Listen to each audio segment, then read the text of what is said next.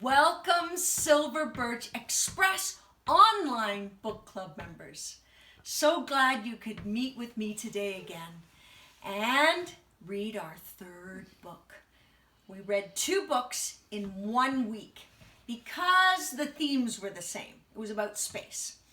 This week we got a fascinating book. Now I understand that some of you have read it in the library with me already, but we're going to do it again. We're going to read it again. We're doing a little review. It's been a while.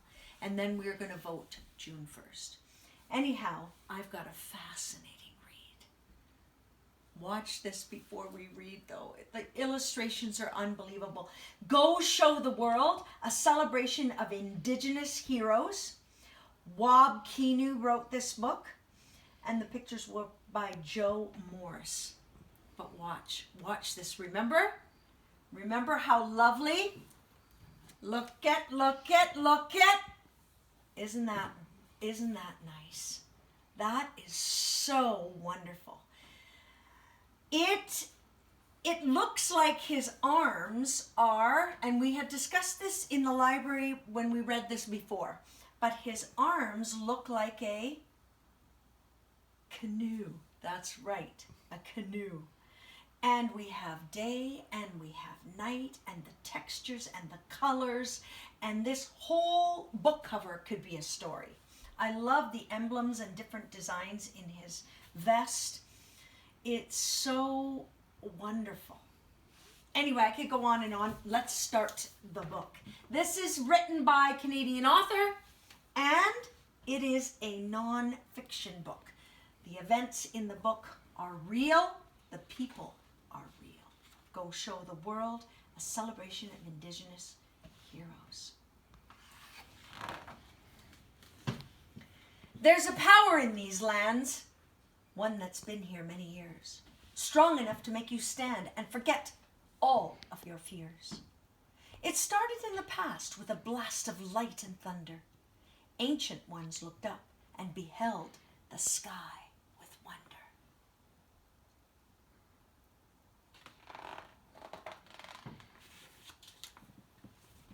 Under starry nights west, Sacagawea led Lewis and Clark so America could spread. Plus, she healed them when they were almost dead. The men got the credit, but should she have instead?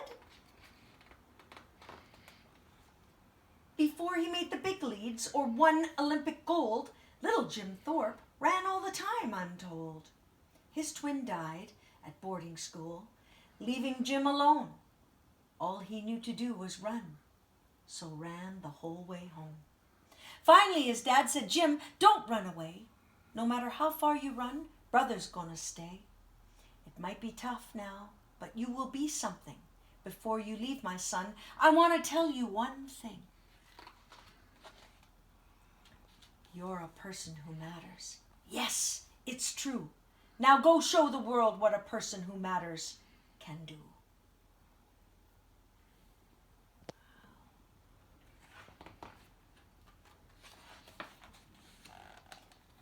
Sous la Flèche Picotte pushed doors till they let her in. They may have called her too dark or even too feminine, but she kept working hard, even as they mocked her, till she earned a name that stuck. Now they call her Doctor.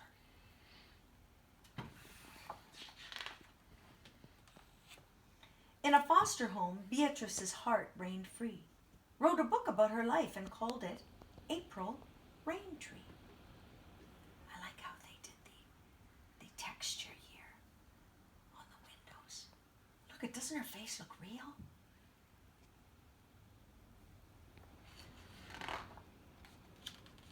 You need to stand strong. Be Pega Amagobao, who fought for freedom abroad and right here at home.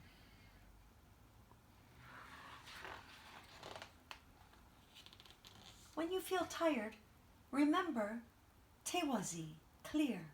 She walked a sad trail, but shed no tear. Carried sweat rocks the whole way, so culture could live. When they asked her why she did what she did, she simply said, You are people who matter. Yes, it's true. Now, go show the world what people who matter can do.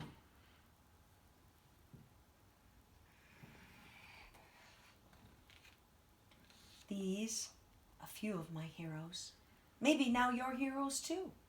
Let's look ahead at our lives. Think of what we want to do. See, they have all of the different people we just spoke about.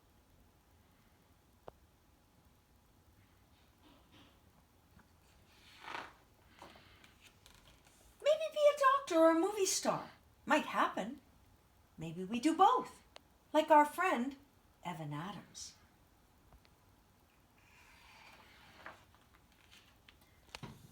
We're like John Harrington in space. No, wait, Mars.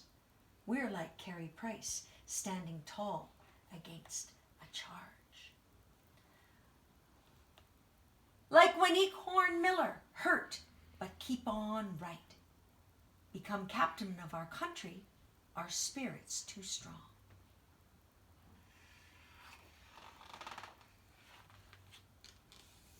Tecumseh said, perfect your life. Make it serve the people. Crazy Horse lived free, his spirit like an eagle.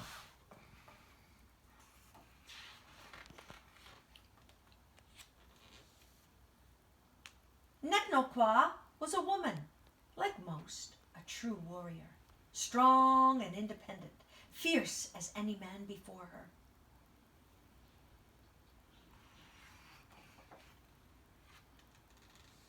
Remember, always do right. Try to be positive. If you ever do wrong, make it up. And please forgive. All paths are open to you, the brave. You take a stand. Wherever you go, these words echo through the land.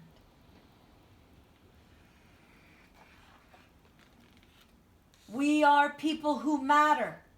Yes, it's true. Now, let's show the world what people who matter can do.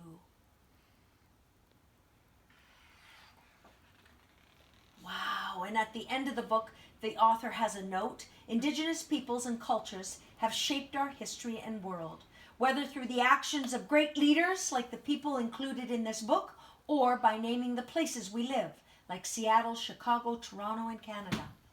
This highlights a simple truth.